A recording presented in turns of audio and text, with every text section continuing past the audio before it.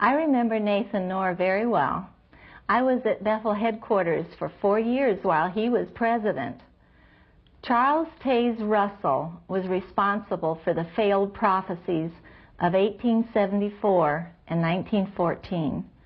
Judge Rutherford was responsible for the 1925 failure, as well as the World War II failure. Nathan Knorr, under the influence of Vice President Fred Franz, was responsible for the 1975 false prophecy.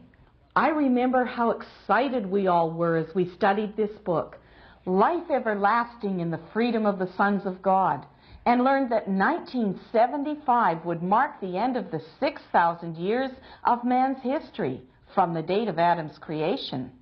That meant that Armageddon would come in 1975, and then the final 1,000 years of Christ's millennial reign would start. We all stepped up our field service time. Don Nelson was a Gilead graduate in 1956. He was trained for world missionary service. He is pictured in the Proclaimer's book on page 525. I remember with some nostalgia the happy days in the Kingdom Hall locally where my wife and I attended. The way the Watchtower representatives, the circuit overseers, would come by and say, edging forward and whispering confidently into the microphone, "Only 37 months till Armageddon, brothers." And then on succeeding trips, "Only 24 months till Armageddon, brothers," and "Only 12 months till Armageddon, brothers." Unfortunately, my wife and I left the Watchtower Society in 1974, which was the year before Armageddon was supposed to hit and demolish the world. So we never did find out how the circuit overseers dealt with "only 1 month till Armageddon, brothers," or "only 1 month after Armageddon, brothers," because we had by this time found out the lie of the Watchtower chronology, and we saw it for what it really was, insane. 1974 was a very difficult time for me. I was freaking out.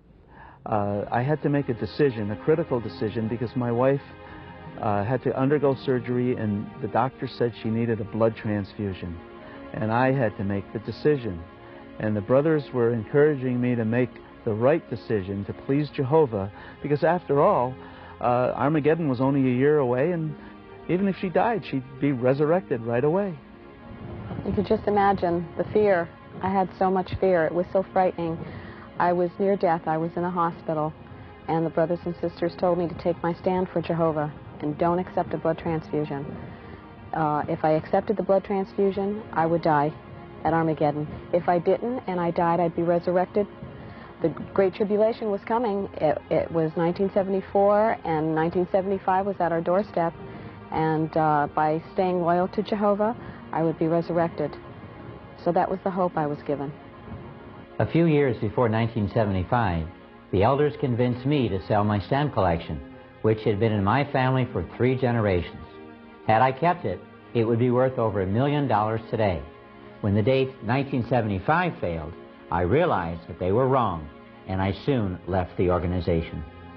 I remember how we were kept on the edge of our seats at our assemblies in the late 1960s, while a society paraded one couple after another onto the platform, who had sold their houses and goods and had gone full-time in the ministry for the few remaining months before Armageddon.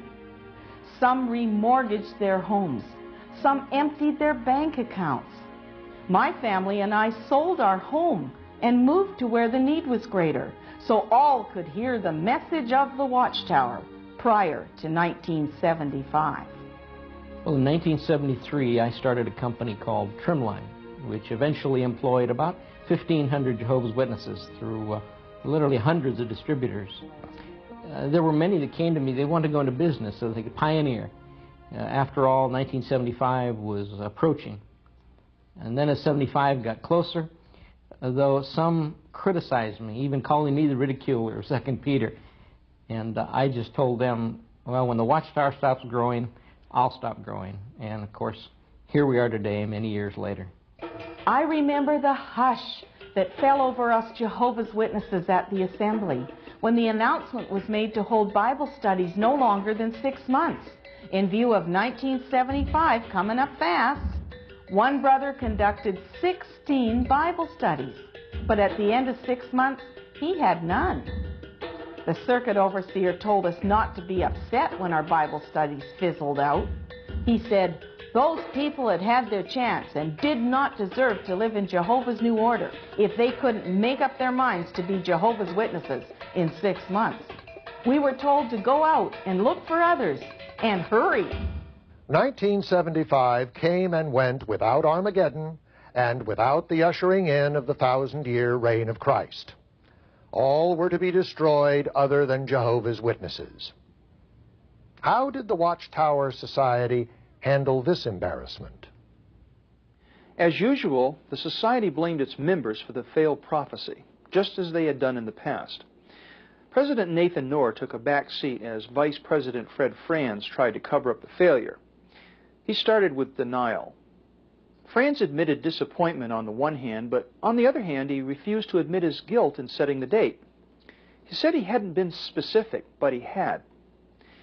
He said he didn't definitely say Armageddon would come by 1975. He only said it might. But anyone attending the assemblies knew otherwise. Much more was said than was printed. So you see, 1975 was a major disappointment to all. When Nathan Knorr died in 1977, Fred Franz went on to become president of the Society. Did he continue to deny responsibility for the 1975 failure? Fred Franz continued to deny his responsibility for 1975.